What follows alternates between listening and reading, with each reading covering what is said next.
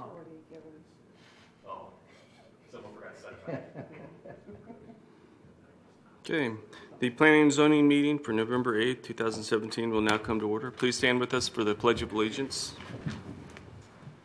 I pledge allegiance to the flag of the United States of America and to the republic for which it stands, one nation, under God, indivisible, with liberty and justice for all.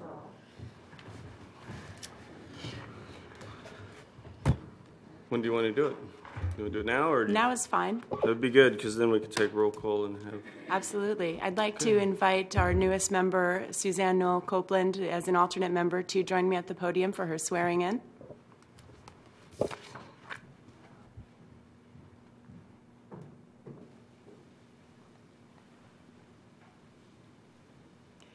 Good evening. I'd like you to place your right hand on the Bible and left hand. Absolutely perfect. And you'll repeat after me. I state your name. I, Suzanne Noel Copeland, Do solemnly swear do solemnly swear that I will support, that I will support, protect, and defend protect, and defend the Constitution the Constitution and government of the United States and government of the United States and the state of Florida and the state of Florida against all enemies, against all enemies, domestic or foreign, domestic or foreign, and that I will bear truth, faith, and I will bear truth, faith, loyalty, and allegiance loyalty, and allegiance to the same, to the same, and that I am entitled to hold office and that I am entitled to hold office under the Constitution, under the Constitution, that I will faithfully perform all the duties of the office that I will faithfully perform all the duties of the office of the Planning and Zoning Commission of the City of Titusville, of the Planning and Zoning Commission of the City of Titusville, on which I am about to enter, on which I am about to enter, so help me God. so help me God. Thank you very much. Congratulations, and we welcome your appointment here at this commission. Thank you. Thank you.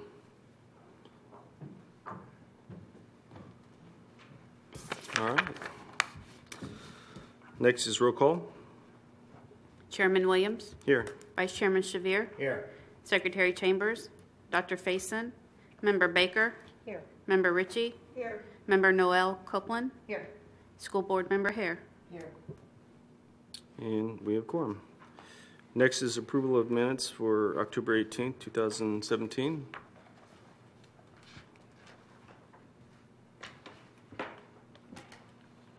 Vice Chairman?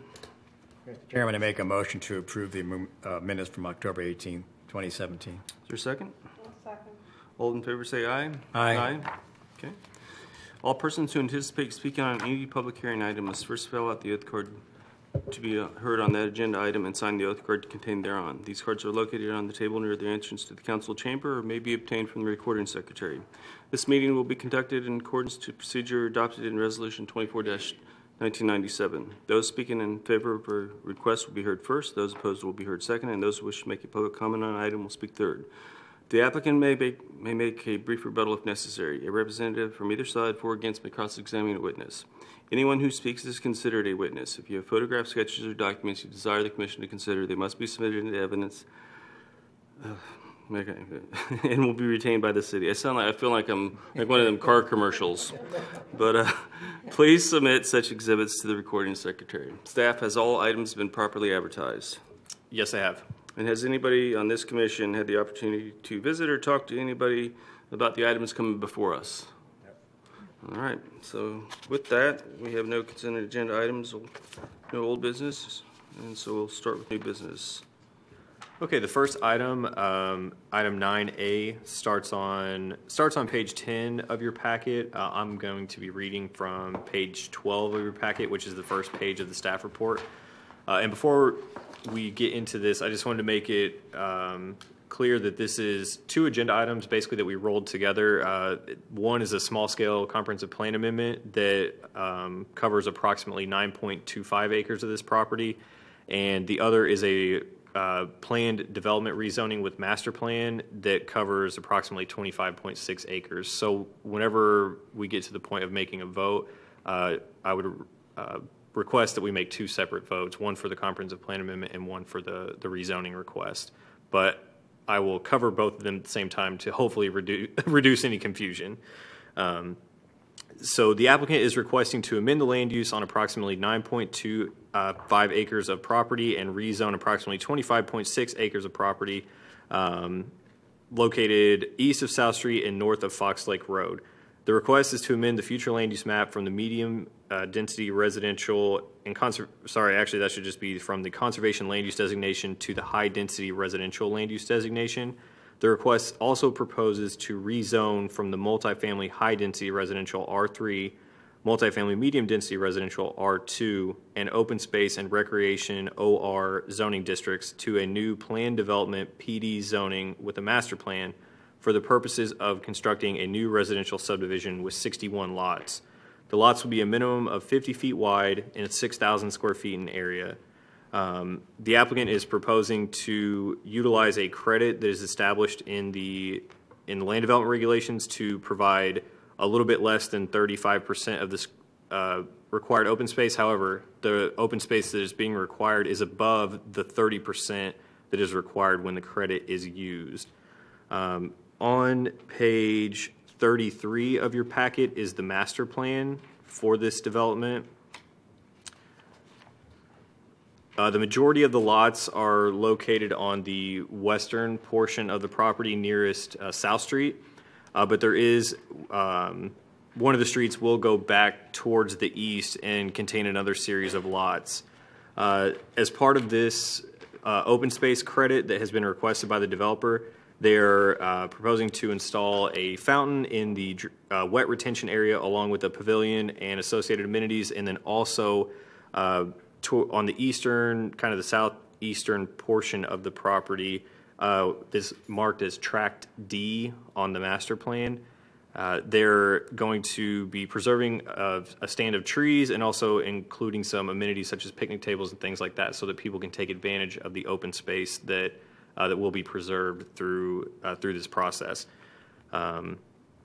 In general, the development requirements are on page 30 as far as talking about the minimum lot area. Like I said, was 6,000 square feet. The minimum lot width is 50 feet. The lot depth is 120. The maximum density is basically 2.4 units per acre. Maximum building height is 35 feet, which is very similar to most of the other single-family zoning districts within the city. The applicant has proposed a maximum building coverage for each lot of 45%. And the setbacks are very similar to other setbacks established in our code, which are 25 feet front yard, 20 feet side corner yard, 5-foot interior side yard, and a 20-foot rear yard setback. I'm not going to go through the entire ordinance, but basically everything between page 28 down to 31 are the development standards for the project. So if you have any specific questions, I'll be glad to try to answer your questions, and the applicant is here as well. Okay, usually when we're doing rezonings, we have like the current zoning maps. Yeah. Yes, so those maps are on, the individual maps that staff created are on pages 25, 26, let's see if I just missed them. Right, and what I was trying to figure out by that was,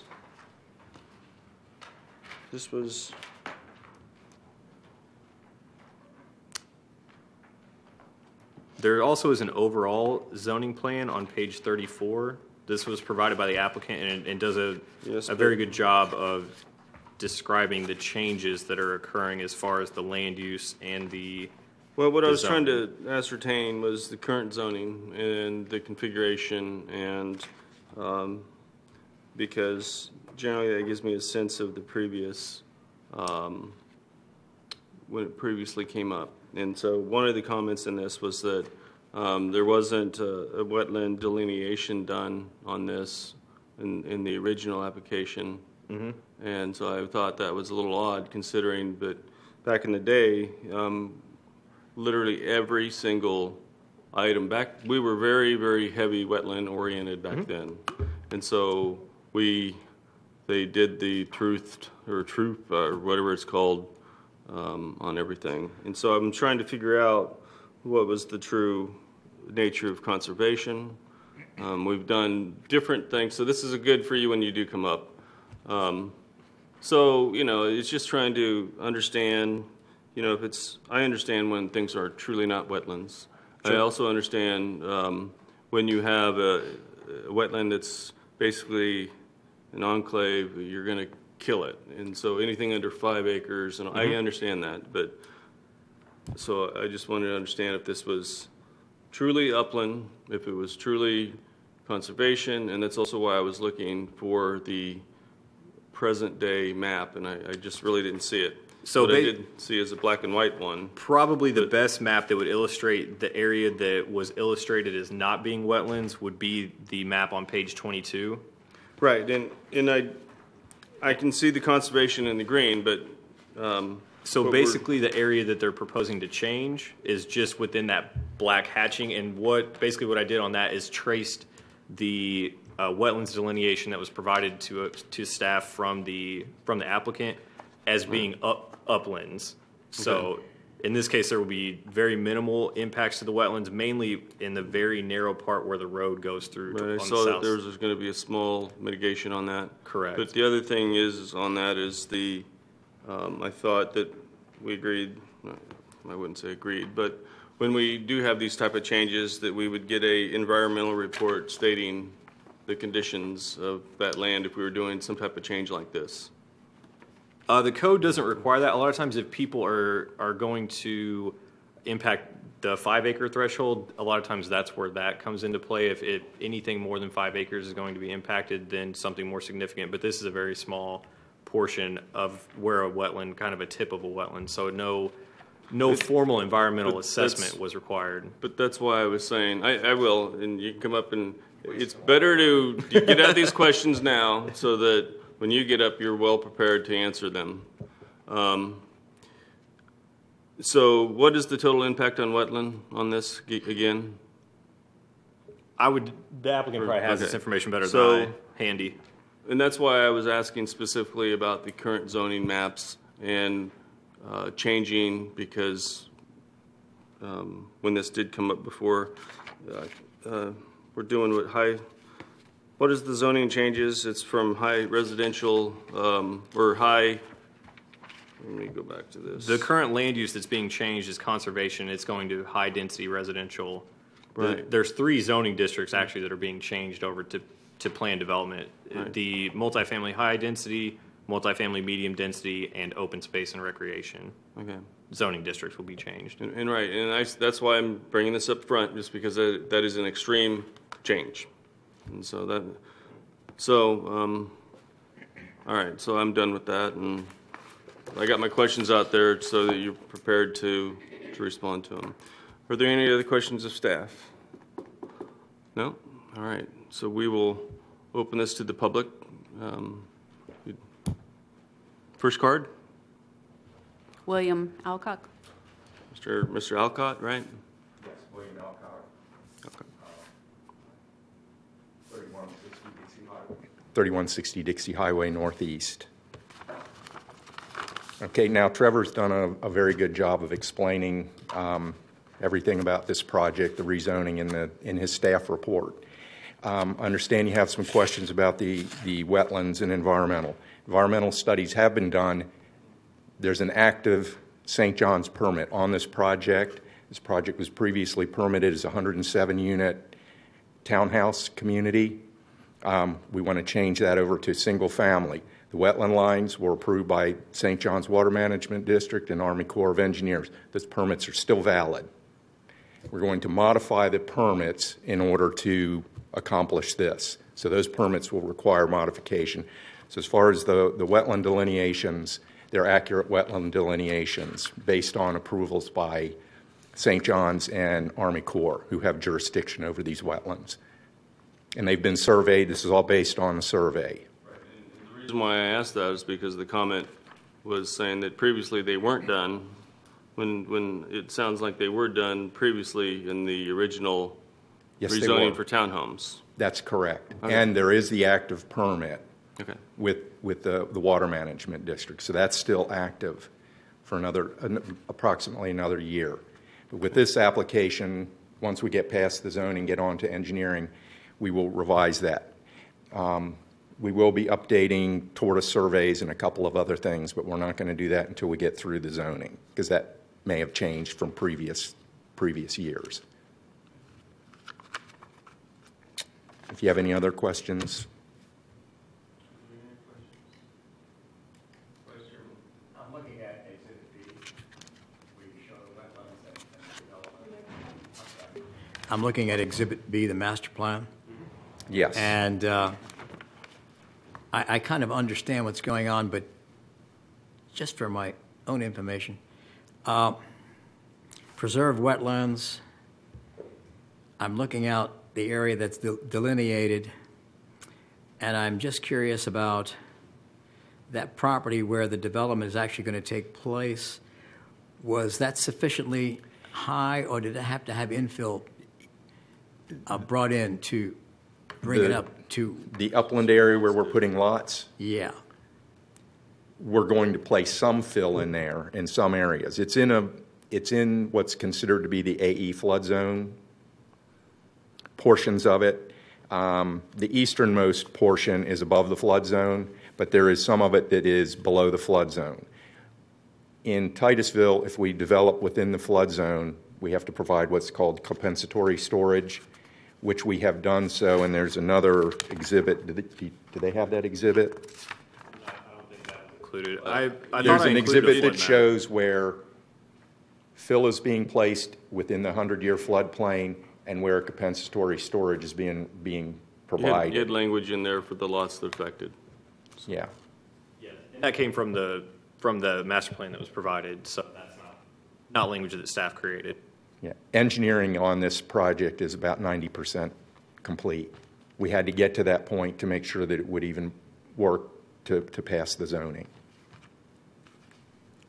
I'm here again. I'm as you can imagine, I'm not an engineer, nor am I familiar with everything that has to do with wetlands, but it is a big issue. And I'm curious, at this point, this is a good time for me to learn, so to speak. The area where the lots are going to be developed, was it actually part of the wetlands, or was not? It's upland. It's upland. It's upland. It's pine trees, palm trees, and et cetera. The reason I'm asking that is because the shape is kind of odd, and I'm assuming then that that particular area there was naturally higher than the rest of it. That's correct. Basically, as it's shown here. That's correct. And that's how the wetland lines were delineated. So,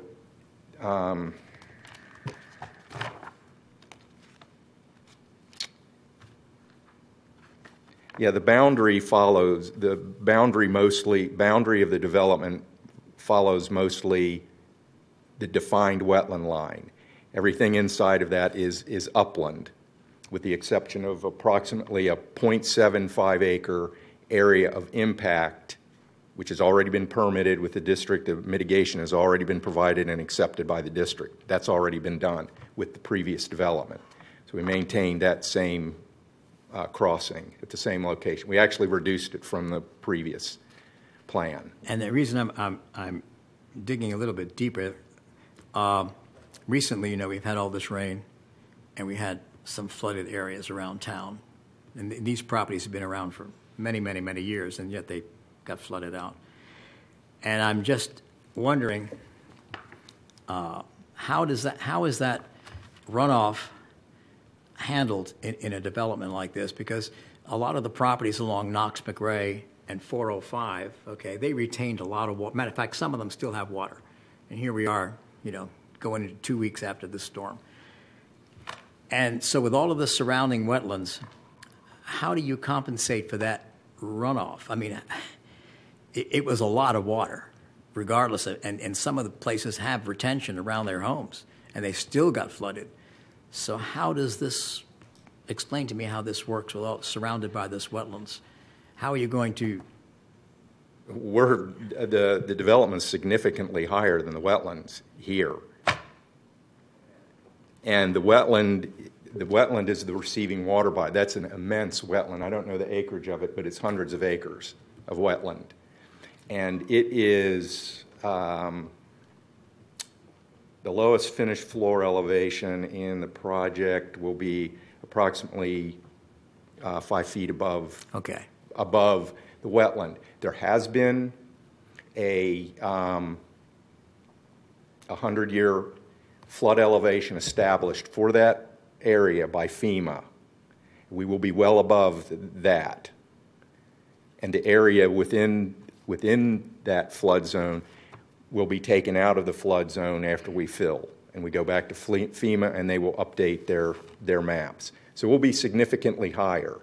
And we've been looking at the areas around where we've had all of this significant rain. This is pretty much a historical rainfall event and historical high water levels, groundwater levels. We're seeing it in a lot of places.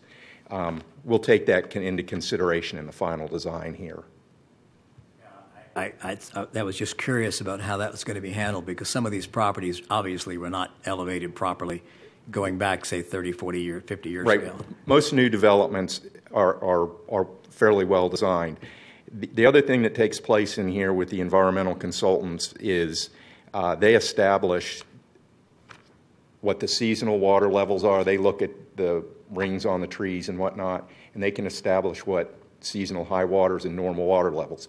Those have all been done within this wetland, and again, they're well below what FEMA has established as the 100-year flood. Member Baker.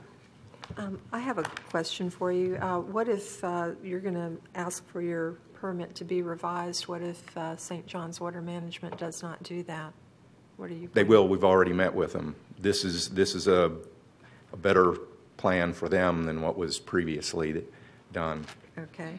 They've already had a verbal approval on what we've presented to them. Okay. On page, I have no idea what this is. On page 33, the one where you gave us this picture. The master plan, yes. Exhibit B. I can't read most of what's on here because it's too small, but in the center of this little area right here. Yes. There's a little tract. What is that? That's a dry retention area for water conveyance. Okay. It'll be very shallow. It's only 2 feet deep with very shallow slopes on it.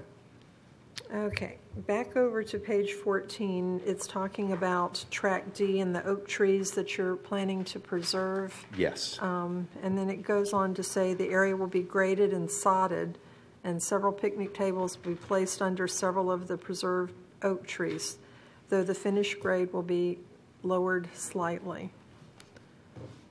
Why? Why are you lowering the grade? That's for compensatory storage. So it has to be lowered around the. It's a common thing to grade around. It's only going to be 1 foot lower than what it already is. But if you have these gorgeous old oak trees and you're taking away a foot on top of them, you're going to kill them. No, you're and not. especially if you end up adding water on top of that, because that's the reason oak trees are there. They won't grow in wet. There is a 20-foot radius around the oak tree trunk that will not be graded. So the immediate vicinity around the oak tree will not be graded. It will be smoothed out to be sodded. You can't see it on this plan, but it's, because it's so small, we can send you a larger plan. But no, the oak trees, I've consulted with our landscape architect on what to do here. And So you're going 20 feet away from the oak trees yes, before you do any of this? before we grade. Okay. And it's only from 6 inches reduction in elevation to 1.5 feet. And starting 20 feet out? Yeah. Yeah, I've actually seen that done before, so. Okay, yeah, but right up to a tree, it won't do it. You'll kill them, and that's kind of defeating your purpose there. So I have a question for staff. Can I go ahead and Yeah. ask that? In the next there's 2 paragraphs below that on page 14, it says maximum cul-de-sac length, and it says it's 500 feet, and I'd like to know why. That is just the standard that is in our land development regulations, is 500 feet for the maximum length of a cul-de-sac. Mainly to prohibit on sites that are very easily developed, just basic greenfield development, to prohibit long cul-de-sacs. But on this site, they are, I wanted to include that in there because this is something that the applicant is asking for, basically so that they can take advantage of that upland area on the eastern portion of the property. If they couldn't have a cul-de-sac longer than 500 feet, the lots there on the eastern portion of the property wouldn't be able to be accessed, and so couldn't be developed. And so that's a deviation based on the some of the existing characteristics of the property. Okay, thank you. Okay. Any more questions? Okay. Thank you. Any other cards? Not on this item. Excuse me? No. Okay.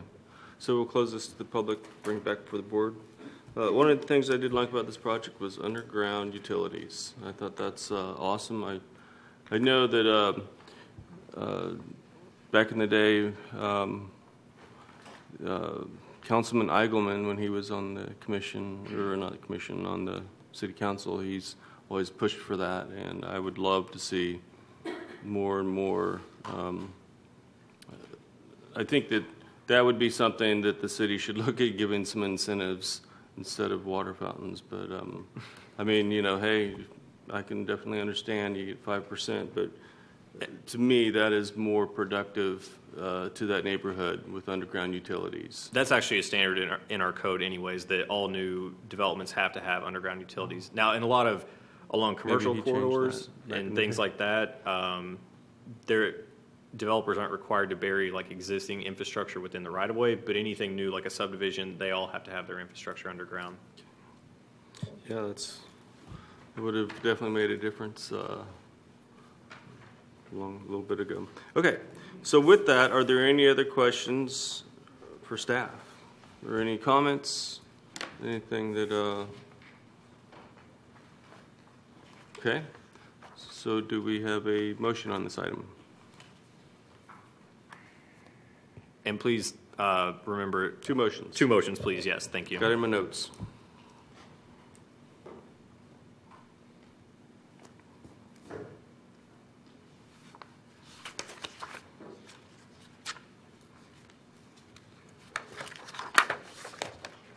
Okay, I mean, I can pass the gavel if need be.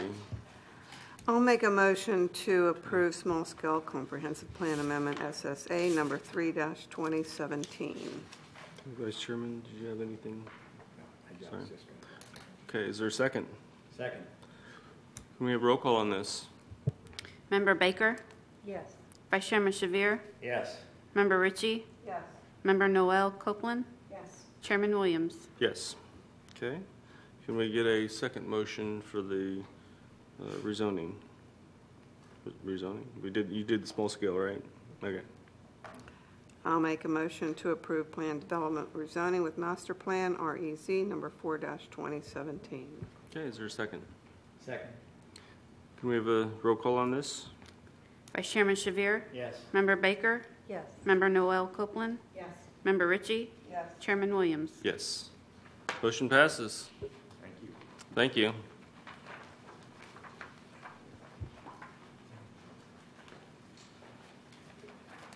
Okay, moving on to the next item, item 9B, the UMU zoning update. This starts on page 35 in your packet. And what I'm going to do actually is go through the summary that's on page 37. On April 26, 2016, City Council directed staff to initiate changes to the urban mixed-use UMU zoning district to facilitate the city's goal of becoming a trail town and capitalize on the opportunities of that the Coast to Coast Trail represents. The goal of these amendments is to allow for the reuse of property to create walkable, pedestrian-focused environment that is an amenity to the property owners and residents within the UMU zoning district and the users of the trail. A public workshop with staff and interested citizens held on February 16th of 2017. The general consensus was that non-automobile oriented uses should be allowed on any property within the UMU zoning district, provided certain minimum conditions are met. And then this document essentially outlines what those changes are. So I'm not going to go through each one of these individually. In general, the biggest change was that currently in the UMU zoning district, in order to allow a non-residential use, so a little corner retail store, anything like that, the only properties that could be utilized for uses such as that had to be located at an intersection of De Leon or Park Avenue. Many of those properties are already either developed with other uses or just have not been used for those non-residential uses. So the intent here was to allow non-automobile oriented uses on any property, to allow people that own property on the trail or things like that to develop certain types of uses that would be beneficial for those users of the trail and the general public in that neighborhood. A couple of uses were added or proposed to be added. The first one being a live-work unit, so that would be allowed within the district. That's not currently allowed. Bed and breakfast inns, we modified those uses slightly to allow for flexible parking standards. Previously, a bed and breakfast was allowed. However, all of the parking had to be provided on site. Sometimes that's problematic, and so one of the goals of this was to allow people to utilize on-street parking to help foster redevelopment of properties without having to come in and spend large amounts of money on parking and stormwater, especially because many of the sites are very small and developed with historic structures, and so we were just trying to make things as flexible as possible. Another use that we were adding in is bicycle sales and service. That's basically exactly what it is, a retail facility for bicycles, associated infrastructure, whether it's clothes, bicycle parts, that sort of thing. And we also are proposing to allow that within our other commercial zoning districts throughout the rest of the city as well. Let's see. Another use that we changed would be for drinking establishments. Right now that requires a conditional use permit and it has to be on De Leon or Park Avenue. We changed that again to not require CUP, and also it can be located anywhere within the district. There are still limitations. There are hours of operation limitations that we are not proposing to change, but that is a change over what's currently allowed in the code. Let's see. Those are the biggest changes as far as the uses that are allowed. I mentioned this already, but parking, we are allowing on-street parking to be used for these uses within a certain distance, so that it reduces the requirement for people to basically have big parking lots on their property, which isn't conducive of a pedestrian-oriented environment. They still have to provide parking, and if it becomes a problem that there isn't enough on-street, then they will have to find an alternative location, either on-site or elsewhere for parking. And another thing is landscaping. Right now, on all development, every property line that abuts a right-of-way is required a 20-foot landscape buffer. Some of the buildings that are in that area are not even set back from the street 20 feet. So what we were proposing is that, for instance, the setback for a front yard setback in this district is 5 feet. So the landscape buffer can be reduced to 5 feet to be consistent with the building setback, so that people aren't coming in trying to develop something, but then the code requires them to get a variance because they are wanting just to take advantage of the 5-foot setback, but they're required to have 20 feet of landscaping. So we're just trying to keep that consistent with the scale of the properties in the area and what the code already allows. So in general, those are the changes. The ordinance itself that starts on page 40 spells all of this out in detail, and it's all in strike-through underline. This ordinance was sent out to the property owners in the area that had expressed interest in the past and had attended the workshops and so on, and that because we wanted to keep them involved. But in general, that's what we're proposing. So with that, I'll try to answer any questions you have or explain things further if you would like as well. Okay, we'll open this to the public. Are there cards on this item? Thomas Altiff.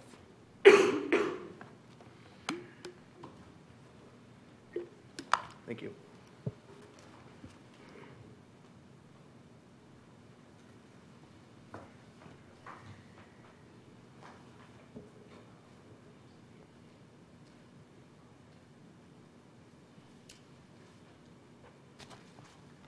Good evening. Thomas Altiff, 3 Indian River Avenue, Unit 505, Titusville, Florida. My property in question is located at 707 Main Street, which is within the proposed ordinance. If you look at Exhibit 1, you'll see my building. And if you look at Exhibit 2, you'll see the adjoining lots that we own. That's 16 and 18 on the aerial.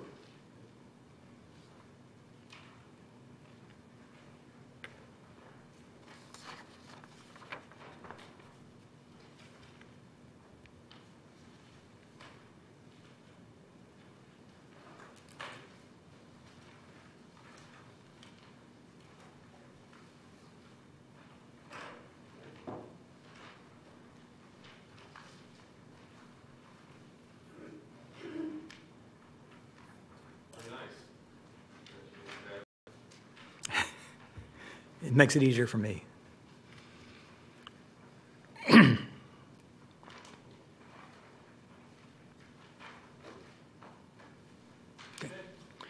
I've given this a lot of thought, and I'm not against the proposal as such.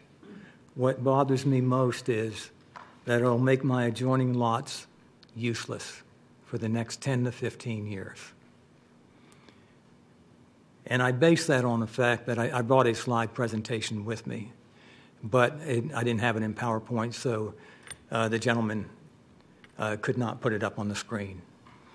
And what I did is I basically walked a portion of the CRA district, of the downtown historic district, and I found building after building vacant.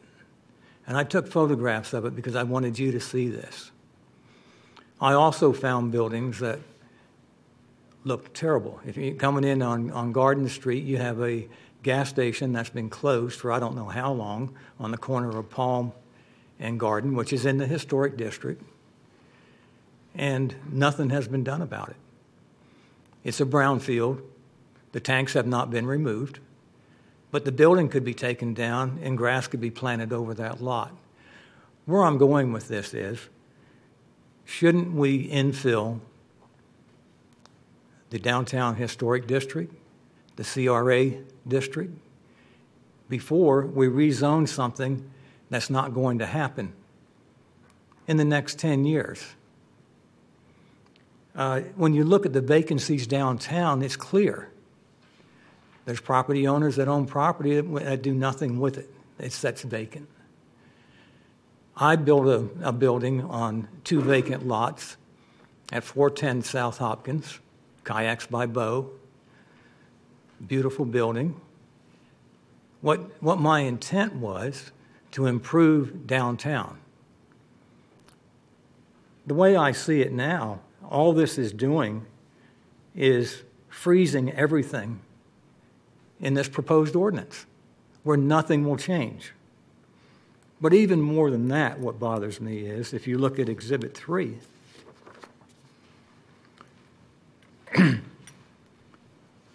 my property is designated as 707 and 715. But then we have an M2 zoning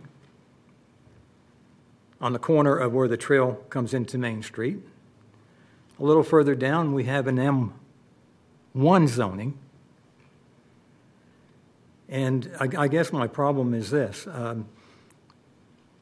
Who is going to put a restaurant, a bicycle shop, or any type of retail business there? I don't know if everybody's familiar with that particular area, but when I visit my building, I have to lock the door behind me because there's prostitutes on the street. Now, and they come knocking on the door. Or if you don't lock it, they'll follow you in. So effectively what's happening is I can't use my property.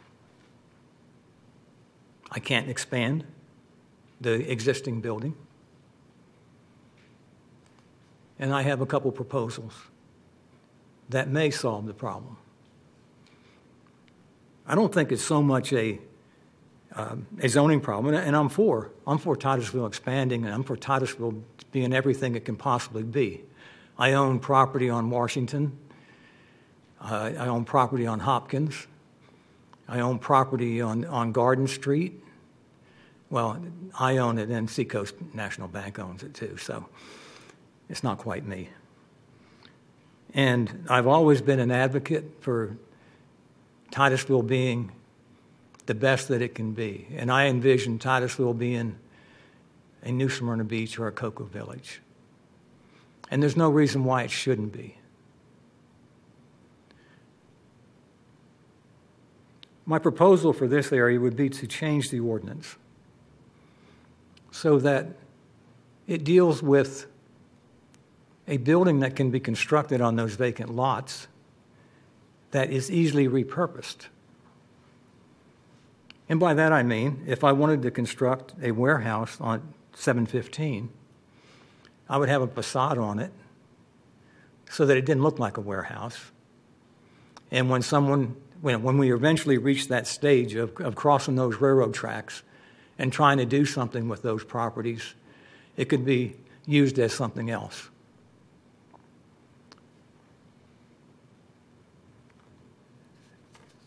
I still don't know if the two areas here are going to really impact my property, because I don't know if anyone will want to come over there and do anything.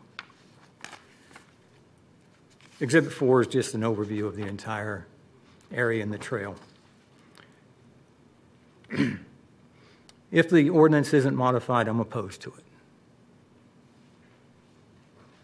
If it's modified to include a look at what type of structure is being built there, where it can be repurposed, then I'm in favor of it.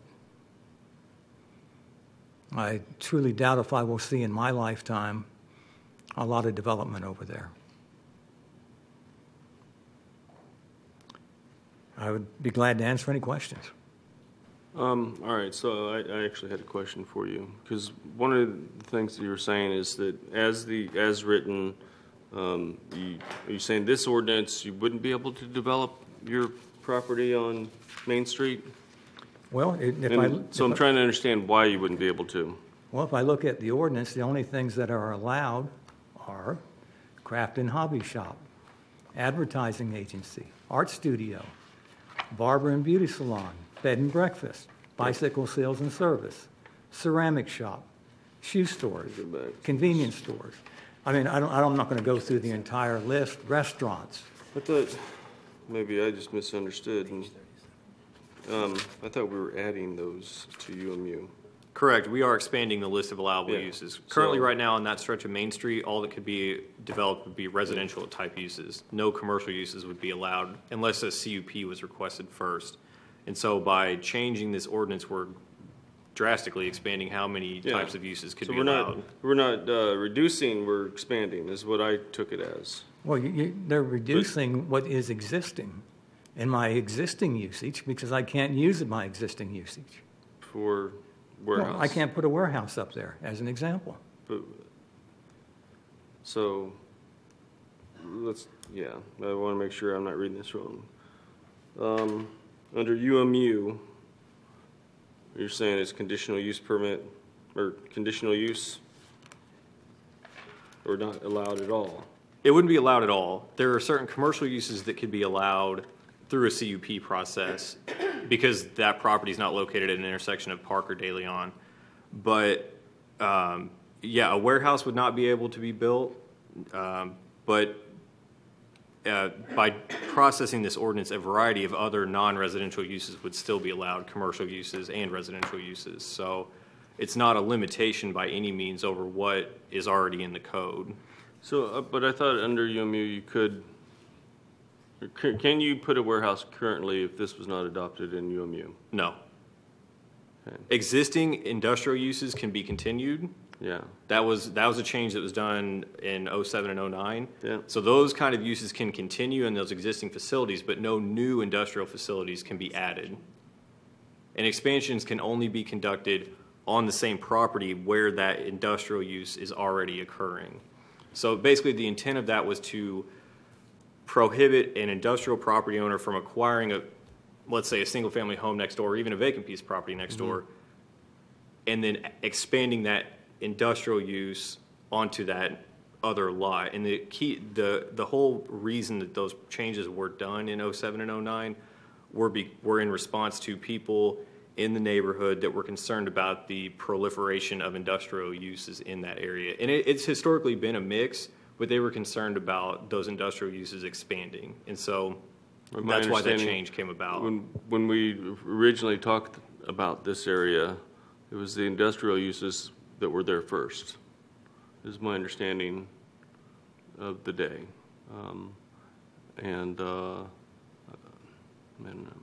There may have been some, but I know there are also numerous homes over there that are almost 100 years old. So it could have been that. Oh yeah, no, I understand. I know there's an old I can't remember.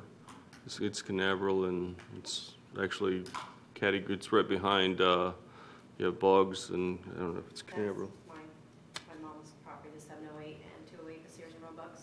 That's like 80 plus. Oh, sorry, I thought. All right, so. There is residential property next to my building. Know. So currently the current code pretty much prohibits. Well, no, because that lot was always zoned for industrial or commercial use. Yes. So currently it is allowed as long as he doesn't try to rebuild. Is that the understanding? The existing warehouse that's on the property at 707, that property can continue to be used as a warehouse. Right, but what if he wants to redo it into a new warehouse?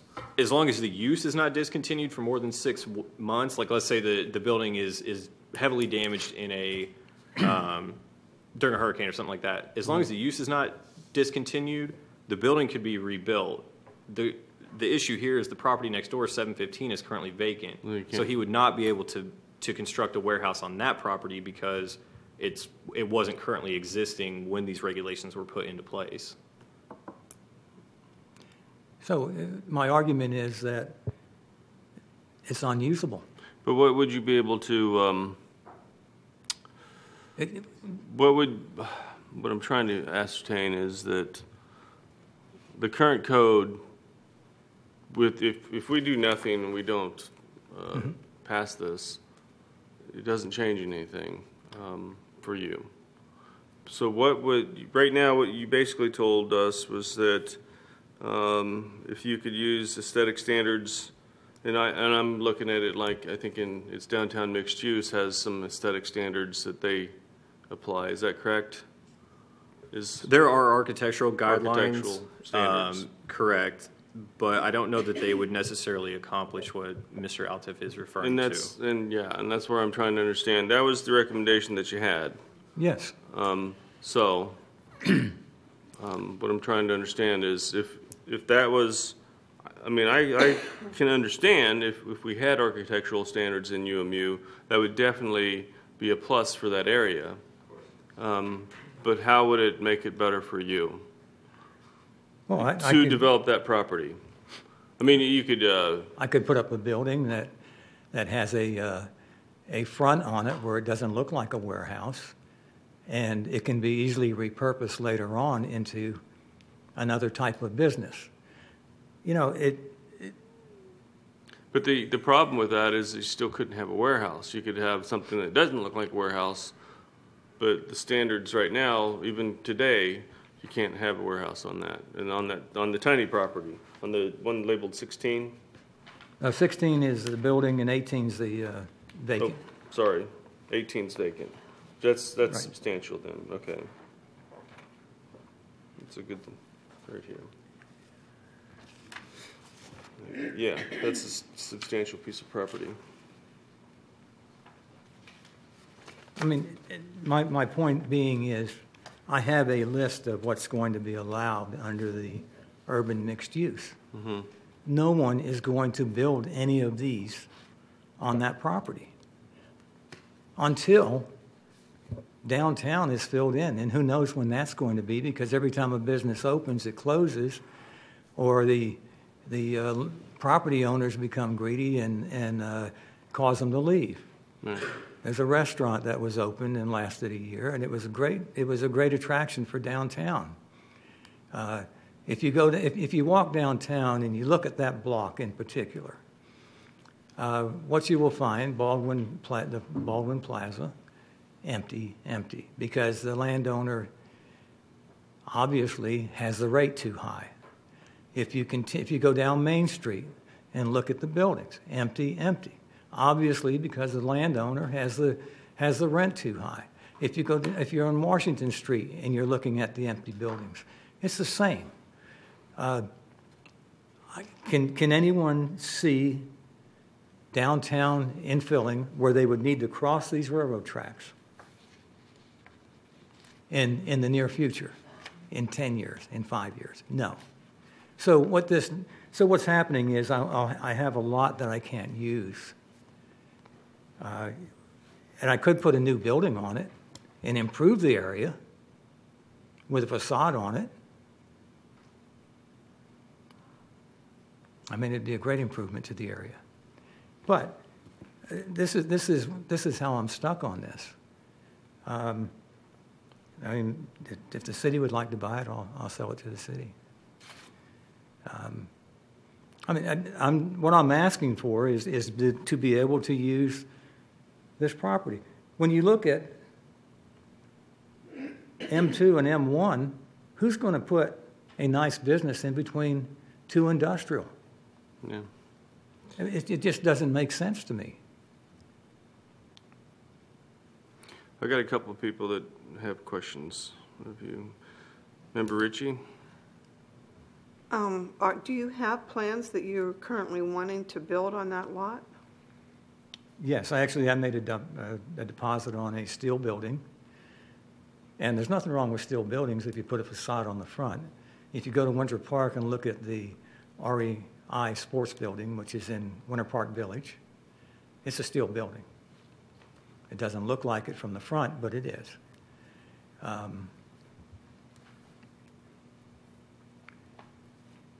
And a building like that can be repurposed at a later date. No, I would hope, because I have property in the CRA, I would hope that Titusville would infill and my property would become fantastically more valuable.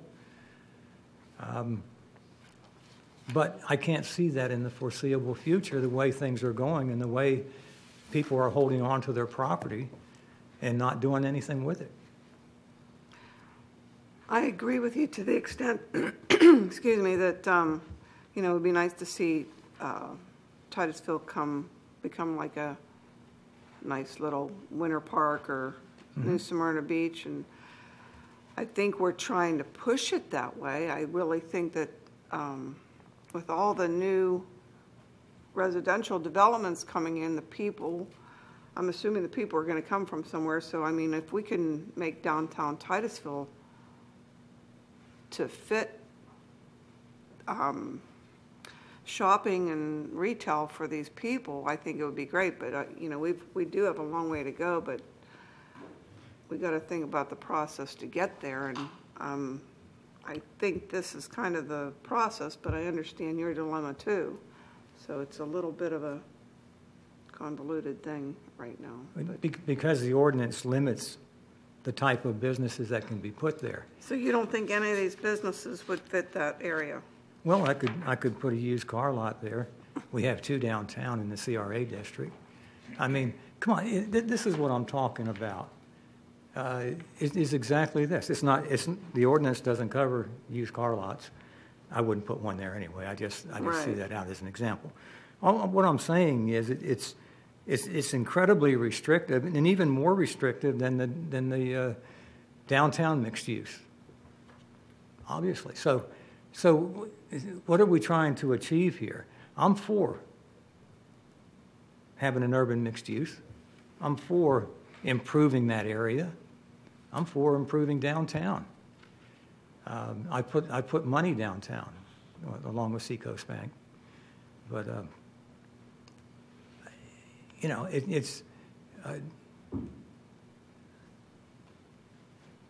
I just don't see this as being the answer. I mean, if we expand this to include other types of property, but there's not going to be a restaurant there. There's not going to be a delicatessen, a convenience store. Those things are not going to be there as long as downtown. The only thing that's going to cause business to move across those railroad tracks is if they can't get property downtown. If they can't purchase property downtown, then they'll have to go across the tracks. And that's what happened in Winter Park. They had to go across those tracks. And so what it does, it doesn't encourage development. It actually does the opposite. It freezes it, and like it's in a time machine. Okay. Is that good? Vice Chairman Shabir. What do you do with the building that you have now?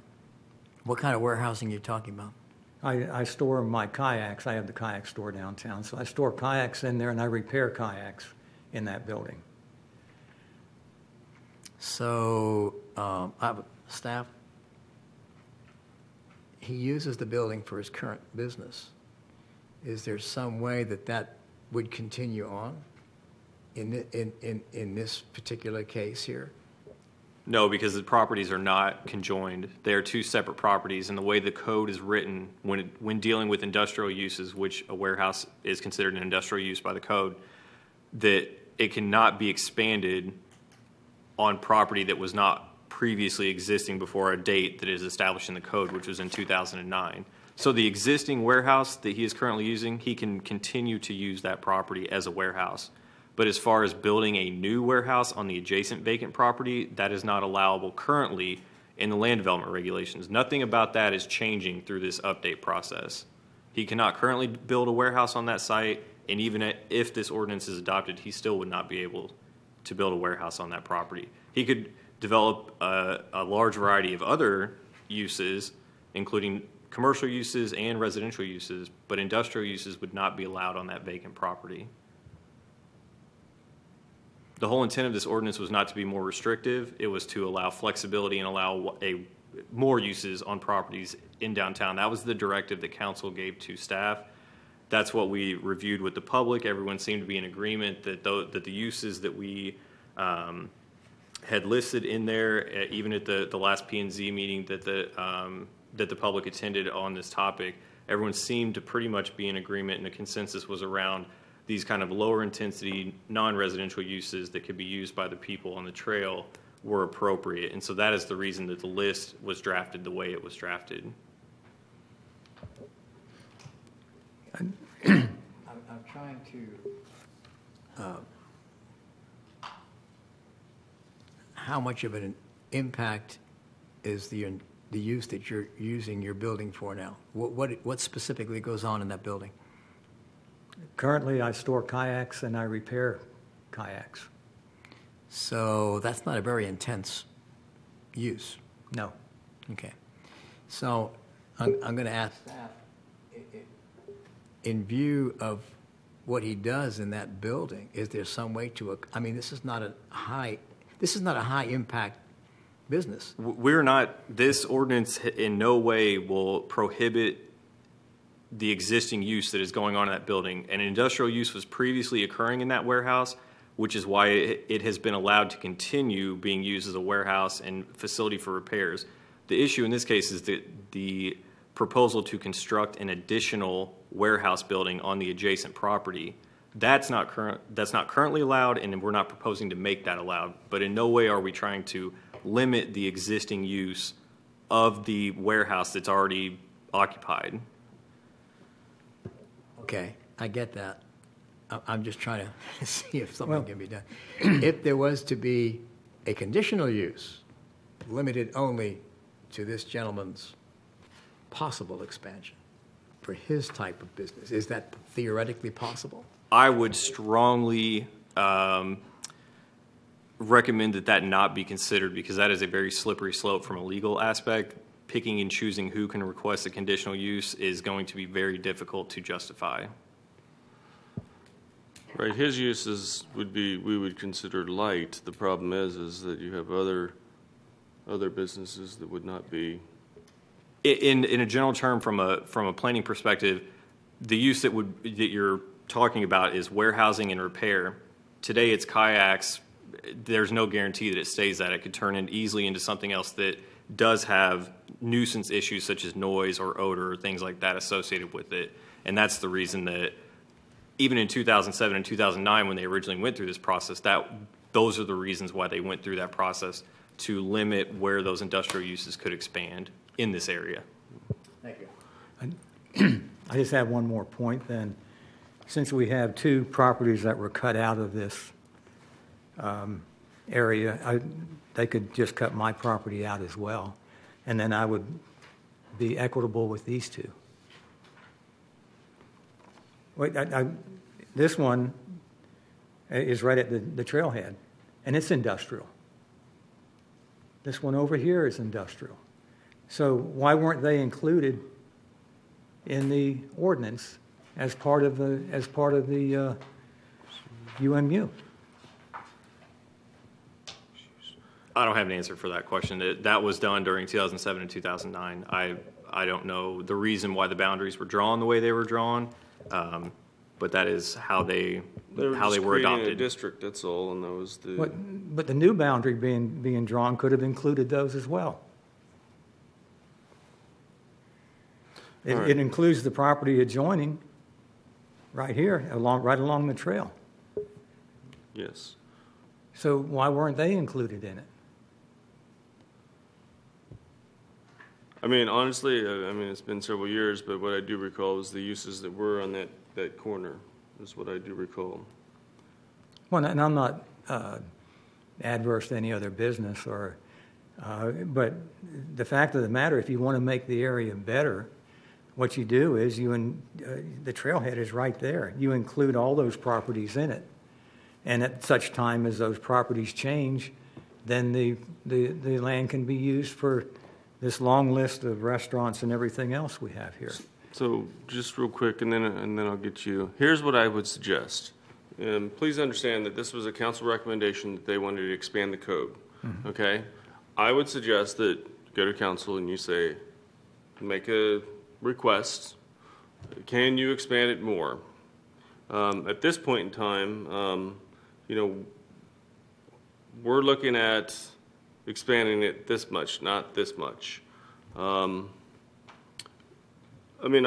see your dilemma. I truly do. And I'm not just saying that because I know the area well. I had family that lived in that area.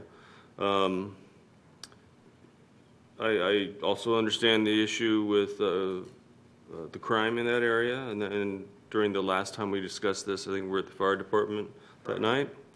In my mind, that's the first thing that they should be looking at to solve. You're not going to rejuvenate the area without solving the crime area first. Absolutely. I think it's horrific that you have to lock the door behind. It's obviously everybody's going to lock the door, but it's horrific that people would follow you in and you have to lock the door.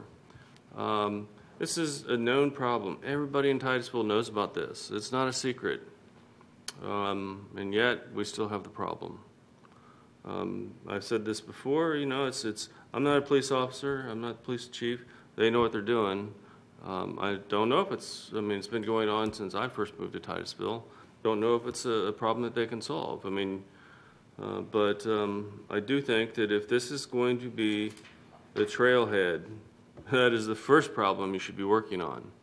But I will tell you that this ordinance is designed, in my understanding from previous councilmen, to model after Winter Park, or not Winter Park, you said Winter Park, and Winter Garden.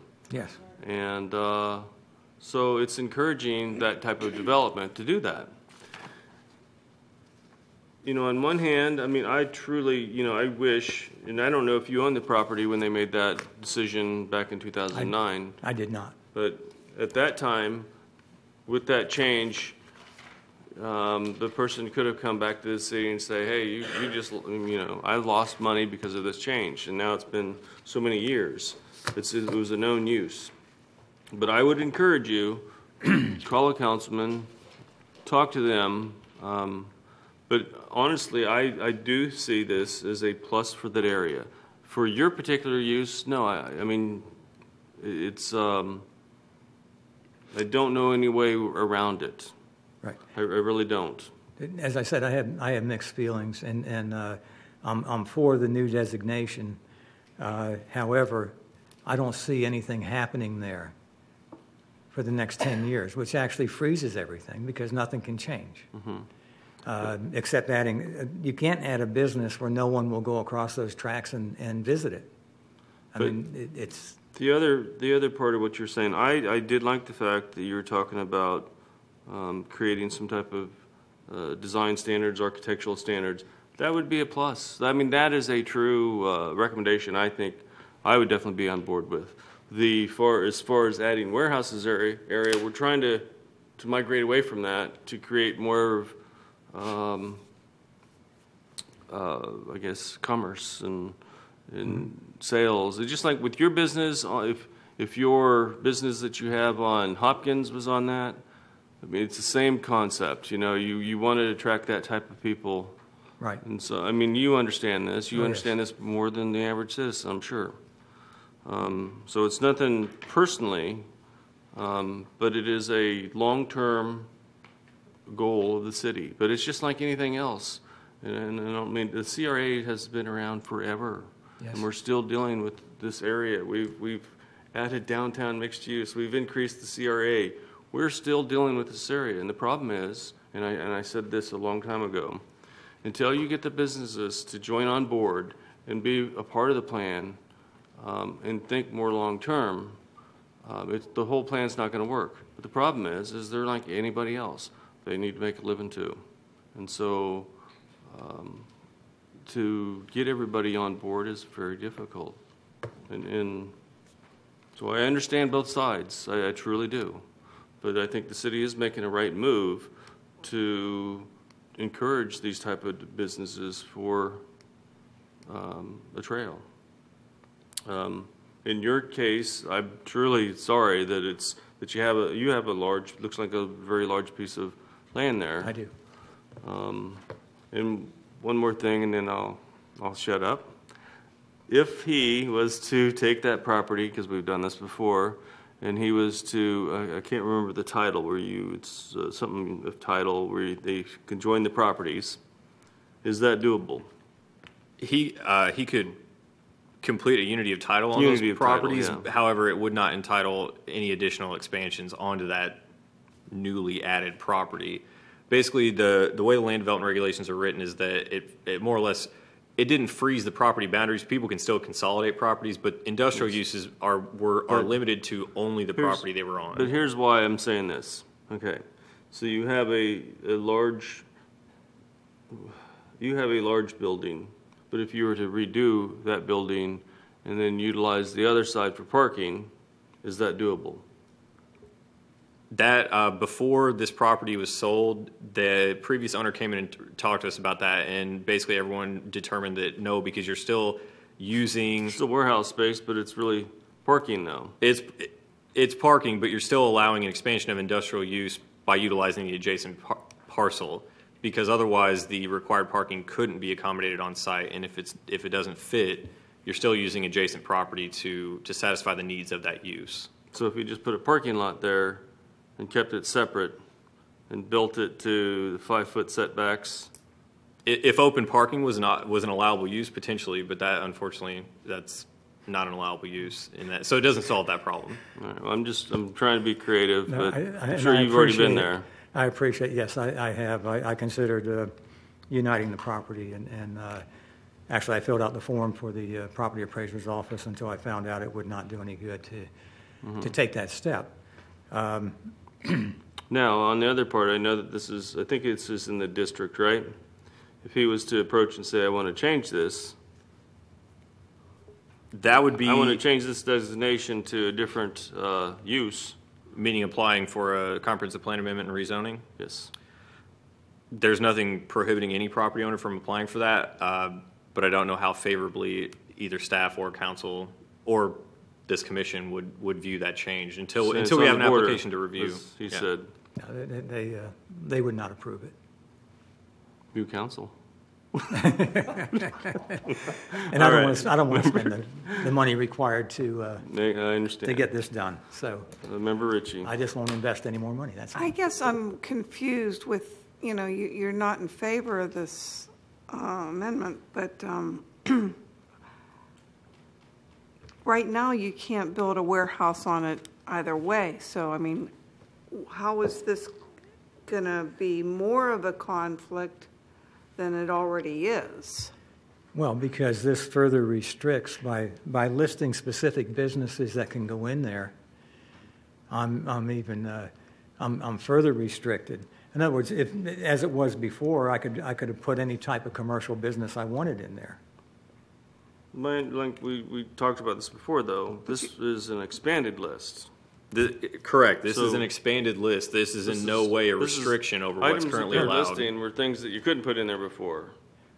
Now they're just saying, hey, you can do everything you could do before, and here's that list.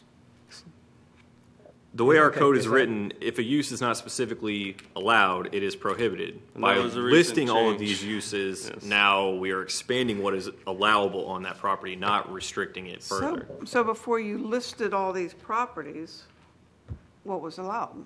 I mean, On these two particular properties, if someone were to come in and build something new on them, it would have been limited to residential uses by right, meaning you just come in and get your adequate permits.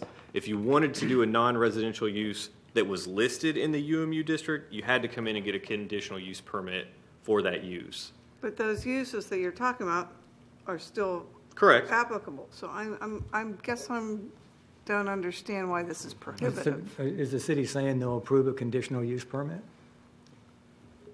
An industrial use was not allowed on that vacant property, regardless of by right or conditional use, and therefore it was a prohibited use. So you're talking about a warehouse, which you couldn't do either way. So did you have another option of building something else and having a different business than the warehouse? Well, I think I could have gotten in a conditional use to put a used car lot there, right? That could be a potential, but that is how the code was written. I'm not saying that's right or wrong, So- that's just what it was. So I had more opportunity before. Now I'm more limited with what they have designated. I'd have to go back and check. You want to comment on that? Can I have a second to research that? Okay. Vice Chairman. Sure. There was a property several years ago, if I remember, a boat building company that was going to be between two residential properties on River Drive. And we authorized that. It was a PID? Is that what it was? That was a use interpretation that was made for the Planned Industrial Development District, correct? Right. So would that be a possibility? I don't think it's very clear in the code that a warehouse is not an allowable use, so it would take an amendment to the code, not an interpretation by this commission to allow that. Did you have an intention of putting a parking lot there? No, I had not. I mean, the city, I guess what I'm trying to figure out is, with the code the way it is now, you can't build a warehouse, so what would you want to put there? I had an option to put almost anything there as long as it wasn't industrial. And now with the new zoning, it's very restrictive. It lists exactly what can go there. And no one's going to come there and put a restaurant These are there. additional uses in addition to what was previously. Let me clarify. Going back to the summary that's on. Sorry, let me pull that. 37. The majority of those uses are already allowed in that zoning district. We added a few additional uses. So all those uses that you see there, florist, gift shop, ice cream parlors, all of those sorts of uses are what is currently allowed in the UMU. We've added several more, Right. like a bicycle sales, live-work units. What we've changed is used to, they were limited only to, they had to be at an intersection of De Leon Avenue or Park Avenue. In general, what we have done is remove that condition to allow those uses that were previously allowed on any property. Previously, if you wanted to put a ice cream parlor on this property at 715 Main Street, you would have had to get a CUP for that use. It was not, the CUP process was not a free-for-all to allow any use within the code. It was put in place to allow only those uses allowed at De Leon or Park through a public approval process, being the conditional use permit. Through this ordinance, we're removing that requirement for a CUP for those allowable uses, and also expanding that list a little bit more than it previously was as well. I guess my next question is, did you remove any uses? No. Okay, so I don't understand where you're, So then I can put a parking lot there. A parking lot is not a principal use of a property. A parking lot can be associated with a use, but a But you don't parking want lot it- is not a use of a but property. you don't want a parking lot anyway, right? Well, Yeah, if I but have, here's the, in other words, if I have the option of other uses, I may take advantage of it. well, I'm not gonna, But All right. I'm sorry, it takes so much of your time, but I have somebody else. Member Noel Copeland. So I just want to make sure I'm understanding. So there are no greater restrictions on what he can put there today than there were when he bought the property. That is correct. Even if this ordinance is adopted, he is no further restricted Right. as to what can be built on that property. Okay, thank you. So, like I said, I think that, you know, an option for you is to address council, see if they were willing to look at some changes. Right now, what I'm looking at looks very reasonable to approve, but it could be modified later. A couple of things that I think that maybe, I definitely think that with the standards would be a good change in conditional use permit for an addition into a warehouse, provided that, you know, it's something that can be converted later. I mean, that would, I think it's a reasonable request, but you got to get them on board. But like I said, right now, this proposal is increasing the options. So, Thank you. anything else? No, sir. Thank you. All right, thank you. All right, are there any other cards on this? No. All right, so we'll close this to the public. Bring it back for the board. What is the commission's desire on this? Oh, I had one thing I wanted to add, and that was about parking. First, I want to say I've never liked UMU, never have. But, you know, it's a mixed use that can mean, it's just very, very great. But one of the questions I had was about parking and about reducing the requirements on parking. I can't remember where I marked this, but it was over like a bed and breakfast, to where they could have they could reduce their parking, they could park in the street, or they could have to find alternate satellite parking, I guess. Correct. And I find that's very odd that you would, to me, it seems like you're creating a potential problem. The code will not fix that. No, I agree. I mean, the code will not fix that, but in all honesty, in a pedestrian-oriented area, having a parking problem is actually a good thing. You want people down there walking and people down there using it. You don't want it to create a dangerous situation by any means, but by requiring these historically small properties, they've been, you know, I mean, they were platted out as very small lots, and parking takes up a very large amount of any new development. So by allowing on-street parking to be used or satellite parking, it creates flexibility that isn't currently in the code. Now, they still have to provide the minimum amount that the code specifies. They still have to provide that. So let's say they're required 5 spaces, but there are only 3 available on the street. they have to find an alternative for those other two. We don't just look the other way for that. They still have to provide that, but it just offers some flexibility that they may only have to provide 2 on-street spaces rather than, 2 on-site spaces rather than 5 on-site spaces. And so Well, the I goal guess was what to increase in flexibility. What I'm trying to say, okay, I can understand that on when you have shops, okay? But like on a bed and breakfast, I mean, that's pretty much, you're not going to park somewhere else. And then I'm not. I mean, how many here is going to do that? I'm not. I want to park where I'm staying. And so I think any type of residential should have proper parking. Any type of sales, yes, I think that there could be some flexibility and creativity in that. But I do believe that parking when you're staying somewhere should be the max. I mean, they need to be able to provide parking for their guests. Understood. And allowing the flexibility doesn't, basically it leaves it up to the property owner or the business owner. They know their clientele and they know what people expect. And so the flexibility that's there, they don't have to take advantage of it. It just offers them the flexibility to do so. In reality on that is if I don't have to spend an extra dollar to put a parking spot in there, I'm not going to. And it is not cheap. I mean, it just seems like you draw lines, but it's not that easy. It really isn't. So I don't want to make a big case out of this. I just think that that's something that you guys should look at. Of course. At least on when you have fixed, I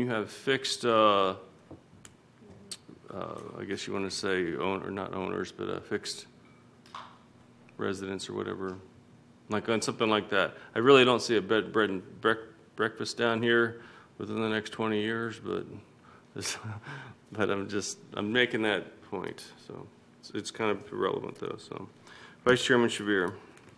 A little clarification. The first use of the live-work unit, what is that?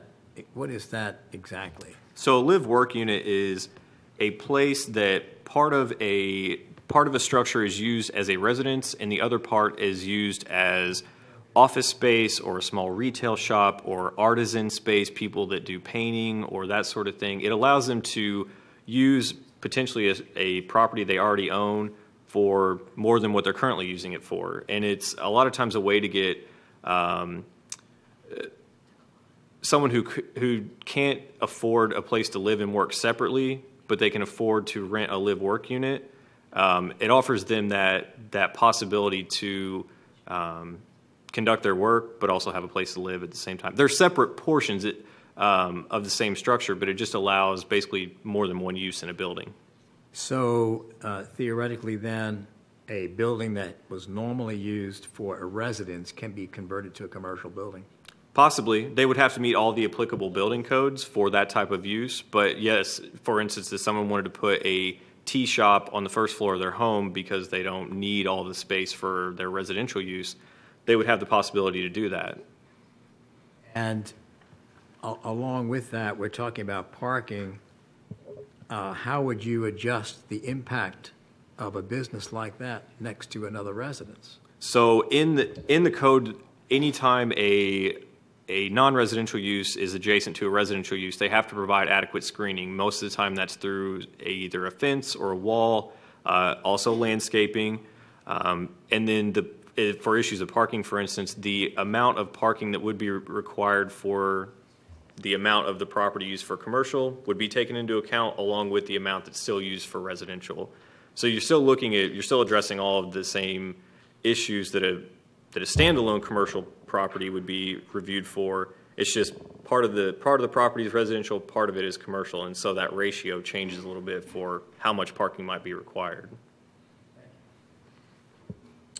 Member Noel Copeland. I had a question about the boundaries of the district. On page 64, it says it's north of Pine, west of the East Coast Railroad, and east of Park, but I couldn't figure out the other boundary. So in general, the northern boundary is where the rail trail comes through. There are a couple pockets that are still zoned industrial, right along that where the rail trail comes through. But in general, it's the former railroad right-of-way is the northern boundary. Okay. And my apologies for not including a map. I had one in the study, and I'd be glad to send it to everyone if they would like. But we're not proposing to change the boundaries, so they will remain as they are today. Okay, thank you. Okay. Member Ritchie. The bed and breakfast thing again, you were saying if there's 5 required and they only had 3 on roadside spaces, that they could put the other 2 on property? Is that what you're saying? Of course, they always have the option to provide that parking on site for that use, but we're trying to be sensitive of the existing conditions. Many times, like a historic home will be converted into a bed and breakfast, and in many cases, there aren't room for any parking spaces because the homes were constructed very close to the setback, the property lines, and so it's sometimes there are physical constraints that just don't allow that to happen. But if they can reasonably accommodate those on site, they of course could do that. Okay. Okay. Any other questions of staff? All right, do we have a motion on this item? Member Baker? I don't see any number here. Okay. I would like to propose approving the urban mixed-use zoning changes. I'll second. Okay, we have a motion and a second. Can we take a roll call on this? Vice Chairman Shavir, Yes. Member Baker, Yes. Member Ritchie, Yes. Member Noel Copeland, Yes. Chairman Williams. Yes. All right, motion passes. And as I said before, I would talk to council. Thank you. I appreciate the opportunity to speak before you, and thank you so much. Thank you. All right, next item, please. Okay, the next item on the agenda, item 9C, is the capital improvement element annual update.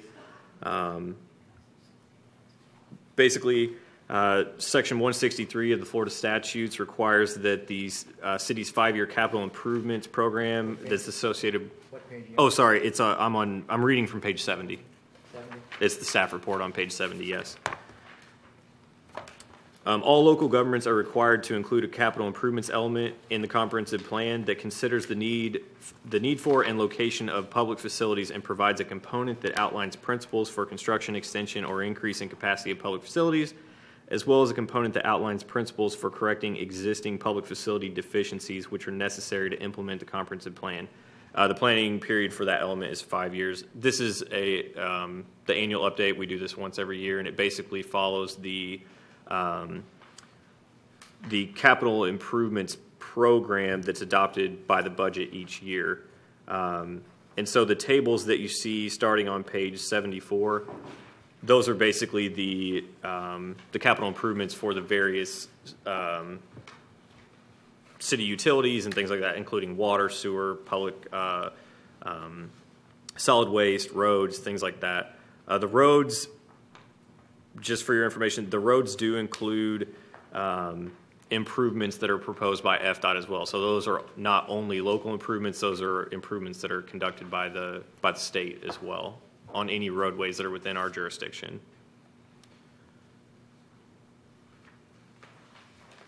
And with that, Okay, is that it? Yep. Thank you. All right, so we will open this to the public. Are there cards on this? No. All right, so we'll close it to the public. And got to be proper, okay?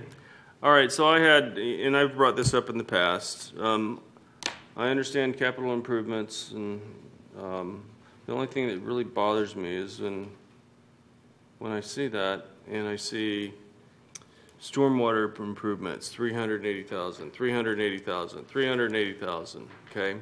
So then, let's see, equipment replacement program, 50,000 all the way through. Let me go down. But then I look at water system improvements on page, let's see if I've already passed it. All right. So my idea of outlays when it comes to financial planning is that you don't have to be exact in the future years, but you don't just throw in guesstimates, and they do that. Because it's like some people do their homework and then others don't, is what it appears. And I'm not trying to knock on anybody, but when I look at, let's see, no, that's not it. Where did I miss it? Okay. All right, so where was it at? So I just had it. Watch, I erased my notes. Or I didn't highlight them because they actually did. All right, so road resurfacing is a good example.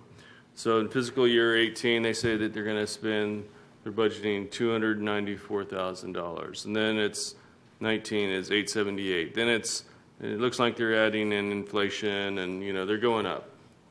Same with the trail. They're dedicating money or saying that they're going to dedicate money. And so I'm just making a comment. I've talked about this before. Obviously, these figures come from the different departments. And so I say to myself, I'm like, are those caps? Or are we going to say that is the financial money that we've requested, and then that's it? Because in reality, it's not, because you plan that they plan out in the budget year. So sometimes I feel like we go through the motions, and that's it. And it should be, cities should be planning out 5 years in advance. And I don't feel like we're getting that. So, just a comment. See, what was my note? Yeah. My note was, should be scheduled of planned improvements, not just a line item guesstimate. Okay. That's all I had. Member Baker. I have a question on page 78.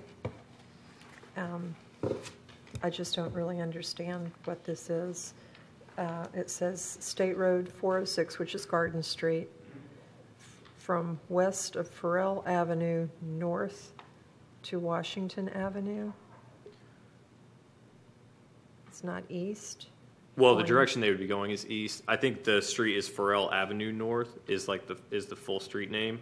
If not, that could be a typo as well in there. I'll take a look at that just to make sure that the final version of the ordinance is correct. But yes, that's FDOT. They're resurfacing a section of Garden Street, so it will be going east-west, not north-south. Okay, well, I wasn't, it makes that little jog Oh, around yeah. Dre, so I didn't know if this was going to be a huge I was just confused. No, this is just Thank you. it's a resurfacing project. Okay, thank you. Okay, anything else?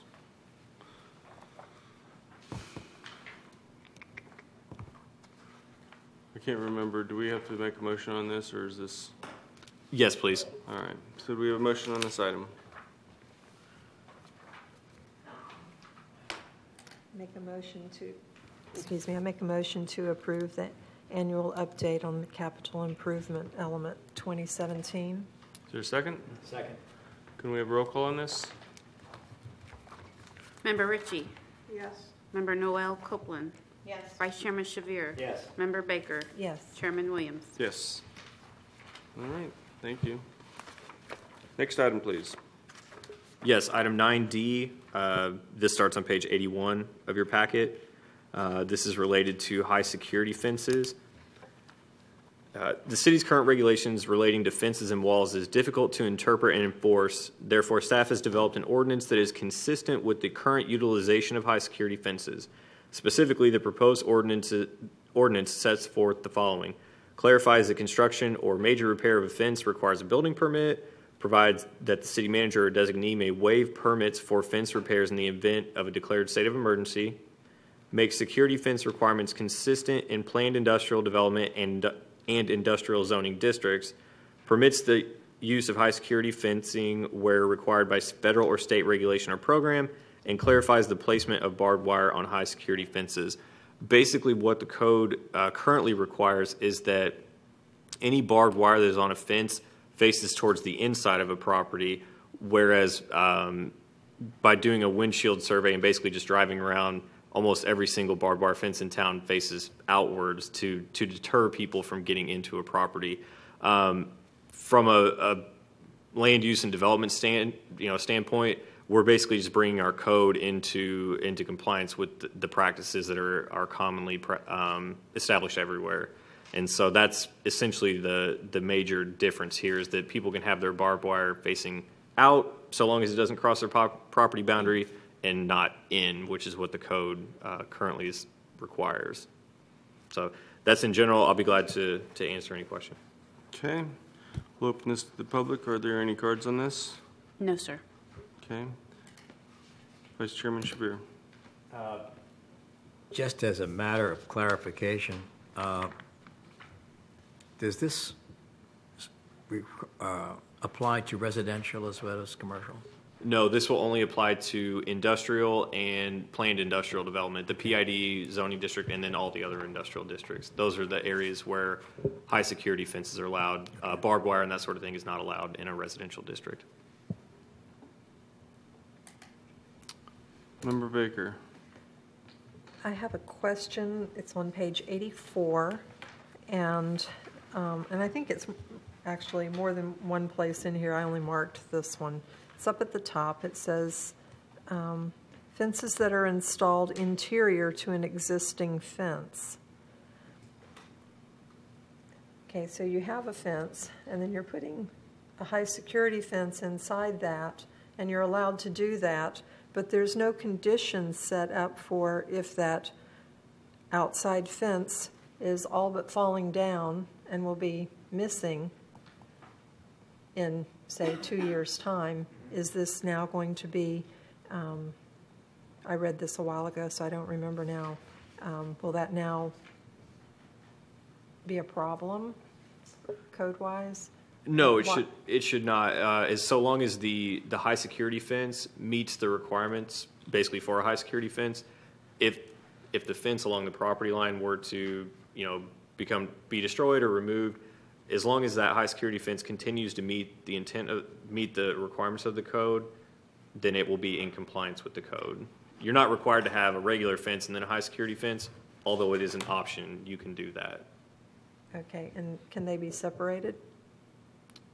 Oh, certainly, yeah. Okay. Okay.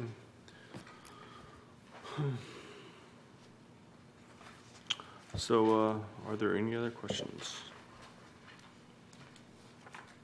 Member Noel Copeland. I just had a question on the waiver. It says that this could be waived after a hurricane or whatever. Is that on a case-by-case basis, or would it be a blanket, the permitting is waived for the replacement? So it would be on a case-by-case basis if it was in regards to a security issue for some of the state or federal properties that are around the city. It could be that a permit could be waived to allow that to be put back without going through the permit process. And I'm just getting to the language here. It says may waive permits for fence repairs in So the it event would of first an have to, emergency. someone would have to first come to the city and request that the permit be waived, and then the administrator would review the merits of that request. So it would be waived on a case-by-case basis? Correct. Okay, thank you. And for the purpose of the community listening, for example, here after Hurricane Irma, the city did waive certain permit requirements. Fees were waived for permits that were related to storm damage. And for those listening, the free permits will end as of Friday this week. It's been roughly 2 months since that storm event, and this is the last week that residents can come to the city for a fee waiver for permits related to storm damage. So it is more of a blanket waiver? It would depend on the event. Okay.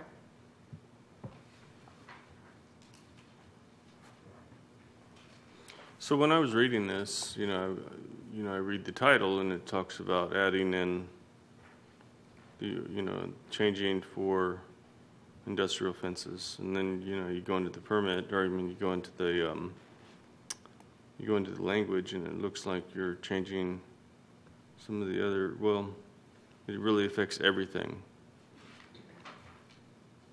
I mean, you're talking about 4-foot fences, you're talking about setbacks, I mean, the entire code, and Right. Well, yeah, the entire section 30-182 is included in the ordinance, Yeah. but the only portions being changed are in the blue strike through underline. And so, well, and I'm asking that because when we're talking about replacing and repairing damaged fences, that applies to everybody, right? Yes. Correct. 6-56 is in the building code chapter. and You six- added that in this code, I thought that was the same thing as before. You had to get a permit if you were to, or is that, I mean, that's going to apply to everybody. Correct. This, subsection C there under 6-56, that would require all properties, not just industrial, but it has been, I mean, right now fences require permits. That's been the I just saw that as an addition, and I'm looking at this, and I just had a friend that he put up a fence, and this is a long time ago, but he put up a fence and he didn't get a permit, and it wasn't cheap. wasn't cheap. But I thought that was already the code, and I see you guys added this, and it just confused me. But if you would have put 49% up in December and then 49% up in January, I mean, how does that work? You know, is it by the year? Is it by? I don't have a direct answer for that. I believe the building official weighed in on the Chapter 6 section additional language that we have here, and the reason it was added is for clarity because a fence permit is required and has been required by the city, and this additional language very clearly spells that out as to how it is required, and so that the public reading this knows that a fence permit is something that they need to get according to this language. Okay. I'm just playing. I mean, it's not, but you know, it's. I thought it was the code, so okay. Now it's just clarifying. All right. So, what is the commission's desire on this item? I'll make a motion to approve ordinance number 38-2017 relating to high security fences. Okay, is there a second? Second. Can we have a roll call on this? Member Baker? Yes. Vice Chairman Shavir? Yes. Member Noel Copeland? Yes. Member Ritchie? Yes. Chairman Williams? Yes. Okay. Next item, please. Okay, last item on under new business, item 9E starts on page 89 of your packet. The city's comprehensive plan and land development regulations currently require that wetlands 5 acres or greater in size be designated as conservation land use and open space and recreation zoning. In many instances, this has resulted in significant areas of wetlands being protected. However, the limited options for designation of wetlands has limited the use of conservation subdivisions in which wetlands could be protected by conservation easements or through plat limitations. These options would provide an excellent measure of protection and flexibility for property owners seeking to develop conservation subdivisions. The staff believes that protection of the wetlands through platting or conservation easements may be more permanent than a future land use designation, which could be changed more easily. And so essentially what this is allowing is that, for instance, the small scale amendment that was on the agenda earlier this evening, there's approximately 25 acres or 23 acres of wetlands on that property. They're going to go ahead and dedicate those through a conservation easement, but they had to leave them in open conservation zoning. However, in the future, someone who just leaves the designation, the conservation and OR designations on the property, the OR zoning does allow for a certain amount of uses that could still be impactful to a wetland. And so what we are proposing through this ordinance is to allow a conservation easement to act similarly to the conservation land use in that a subdivision that comes in and wants to take advantage of a parcel that has some wetlands on it, they can go ahead and change the land use all at once so that we're not trying to define on a land use map what is a wetland, but through the conservation subdivision process, protect those wetlands through a conservation easement. Because in many situations, a conservation easement is perpetual and they are extremely difficult to get repealed. But a land use change can be requested by anyone, and it's at the will of the council to make that change. And so that's what this will propose. The wetlands that are currently in conservation will remain in conservation. However, if in the future someone wants to come in and change an entire property over that has wetlands, those wetlands will still be protected through a conservation easement rather than the conservation designation on our land use map. And that's essentially what is being proposed by this ordinance. Okay, is that it? Yeah, I'll be happy to answer any questions if you'd like more details. So we'll open this to the public. Are there? No. No. It's Paul, right? Paul? Yes, sir. Did you want to? I was hoping some discussion would go on like this about this issue. Okay. Because, I had talked to a couple of people downstairs like a couple of days ago, and they gave me a little more information, and it sounded like Can you this state was. your name and address? Oh, for the okay. record? I'm Paul Sloob. I live on 624 Ward, WARD Avenue here in Titusville, and as it was explained to me, it sounded like environmentally a good thing, which I would like. That's my basic stance. So I don't know that I have any objections. I just want to try to hear more about it. You understand? Yeah. Well, it's good to because see you. it sounds like a good thing, but I'm not real familiar with legal speaking. I know how sometimes things can be spun to sound good when maybe they're not. I didn't have any objections or anything to know, though. Okay. Just as a listener, really. All right. Well, thank you. I didn't want to. I saw you out there, Brexit. Yeah, I appreciate you. Paul was I knew you from the JCs, and he's actually was really environmentally. And I figured this is what you were here for. So, if I may, I can provide a little more detail. So, for instance, conservation easements are always very prescriptive as far as what types of uses are allowed within them. In general, it's basically nothing is allowed. They have to be preserved as is. But one example would be the large conservation easement that was dedicated when the new Publix was constructed. They did have a provision in there that a certain linear footage of trail could be installed within that easement under certain guidelines, whereas the OR zoning designation allows things like single-family homes at 1 unit per 5 acres, parks, and they're low-intensity uses, but they can still disturb the existing landscape there. And so our intent with this was rather than just allow the OR to protect the wetlands, even though it allows other uses, encourage planned developments and conservation subdivisions to go the route of a conservation easement, which actually in the long run further protects those wetlands for a longer period of time. It's more of a surety that nothing will happen in that easement unless it's specifically prescribed when the easement is created. And so that was our goal with this, was to, again, allow more flexibility in what we consider potentially a better option than just allowing the land use and zoning to regulate, because the zoning does allow limited uses, but it does allow other things than just natural preservation of a piece of property. Right. So, give everybody a little bit of background on there. I get so frustrated because 10 years ago when we had, and I've said this before, we had wetlands. Everybody was wanting to develop, and we had project after project coming in here. And so we, at the time, said we're going to use OR as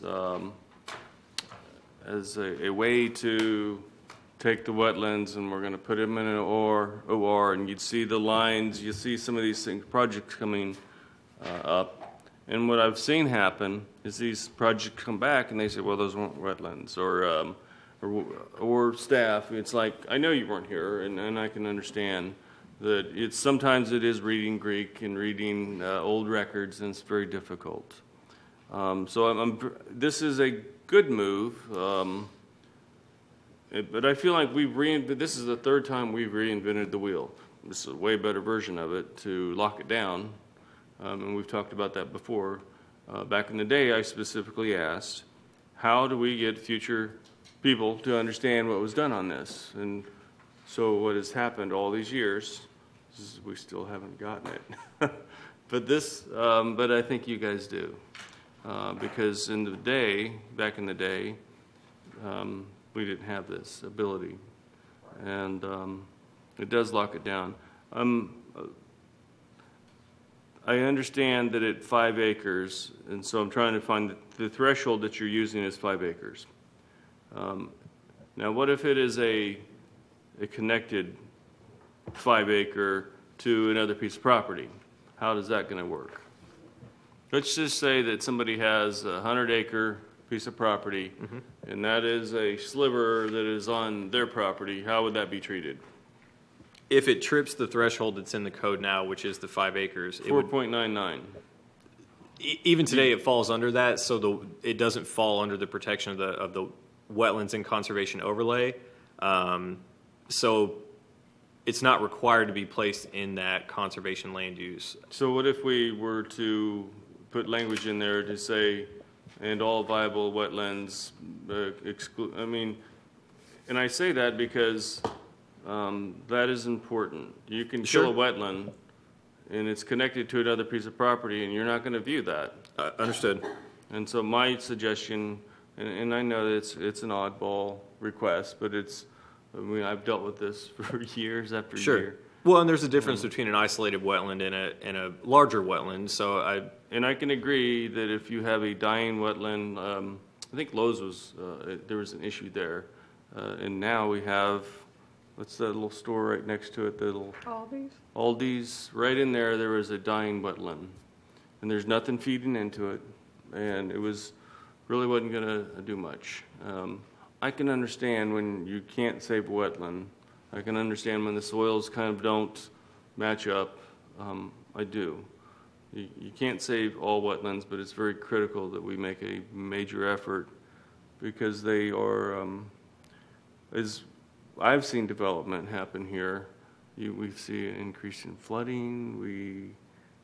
We have a lot more issues. It displaces animals. Right. So, I mean, my suggestion is that is something that I don't think that's probably considered because I know you want cut and dry, but I think it's an easy fix. What are your thoughts? I understand where you're coming from on that. We're trying to make this as straightforward as possible. You are correct. But if it's the recommendation of the board, if you feel differently that either that threshold should be readdressed or something like that, that can certainly be made as a recommendation. I don't think it's out of line. I think that it's something to be considered. We just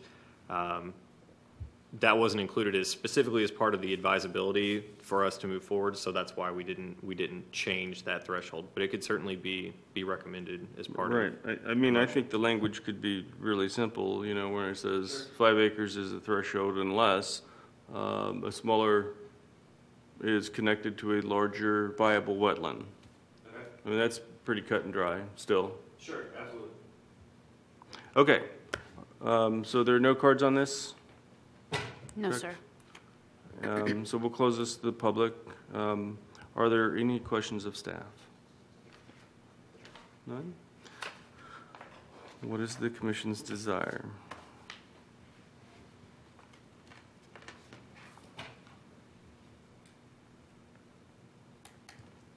Member Baker. I'd like to make a recommendation to approve to amend the comprehensive plan policies with the additional recommendation. Is there a second? I'll second. Okay. Can we have roll call on this? Member Baker? Yes. Vice Chairman Shavir? Yes. Member Ritchie? Yes. Member Noel Copeland? Yes. Chairman Williams? Yes. Motion passes. Go ahead. Could we get a second motion to include the change to the ordinance that follows the comprehensive plan amendment? There's 2 items there. Yeah, there's technically 2 ordinances. One is for the comprehensive plan policies, and the other is for the land development regulations. They both say the same thing. It's just repeated in the comp plan and the LDRs. So we wanted to, no, it's no big deal. There's two ordinances, so 2 motions would be probably the cleanest way. Okay, I'd like to recommend the land development regulation relating to protection of wetlands to be passed with the amendment currently stated, previously stated. I'll second. Okay, we have a motion and second. Can we take roll call on this? Vice Chairman Shavir? Yes. Member Baker? Yes. Member Noel Copeland? Yes. Member Ritchie? Yes. Chairman Williams? Yes. Okay. I actually thought this was going to take 2 hours. I really did. I really did. All right, so we will go to reports of staff. The only thing I wanted to share was that we've had our first 2 kickoff meetings for the comprehensive plan visioning exercise. We have one more coming up next Thursday, November 16th. It will start at 6 o'clock and it will be right here in the City Council chambers. I encourage anyone that would like to participate to come out and let their voice be heard. After this meeting, we will work with our consultant to come up with an actual vision document that will be presented to everyone, and that will basically guide the development of the comprehensive plan beginning in January. And so we're moving right along. I always encourage everyone to come out if they would like, and let your voice be heard. Other than that, that's it. 6 o'clock. Correct. The only other item is that we had received notification from the board secretary that there will not be a quorum on November 22nd, so we will see you in December for your next meeting, as there will not be a meeting on the day before Thanksgiving, so have a happy holiday to everyone. So were there any items that were pressing? We did have a few items scheduled. There are 3 easement vacations, but they're very straightforward, so nothing that immediately had to be done. Okay. Petitions and requests from public present. Would you like to come up and say anything? Do you have any questions for me, the urban mix? I'm part of that. So do you have any questions for other people that are in that area? No? All right, so go to Member Hare. Is there anything you'd like to report? Yes, I do have a report that Mr. Lindman sent me today. And he said the school board has scheduled a second workshop to discuss potential attendance boundary changes. And that workshop is at 9 on Tuesday, November 14th. And then additionally, they've sent data on the enrollment statistics, and Brevard Public Schools, traditional schools, saw a decrease of 415 students, while the charter schools grew and increased to 481 students. Attached with what he sent me was a whole bunch of data sheets, and I'll pass them out. I've circled or checked the schools that are in Titusville. There are 3 pages to it, and it's basically looking at how the schools are being used, who the populations are, and the capacities. So he's got it all color-coded, and it's very easy to read. And he said the statistics are by schools, and if there are any questions about a specific school, you can review the document, and in that document I have a long website if you're interested. And that's it. Thank you. Thank you. Vice Chairman Shavir. No report. Member Baker. No report. Member Ritchie. No report. Any idea when the theater's going to open? It's supposed to be this month. We don't have exact dates. I do think they got pushed back a little bit from the storm, and I think they're doing basically interior work, and I think the exterior of the building still needs to be painted and some of that, but we don't have an exact date. Okay. Sorry, January is what I heard the latest, because they had this downtown Titus meeting, is because some of the things were made in Puerto Rico. So you know the rest of the story. Things did get pushed to January. Member Noel Copeland. No report. I have nothing, so we're adjourned. Thank you. all.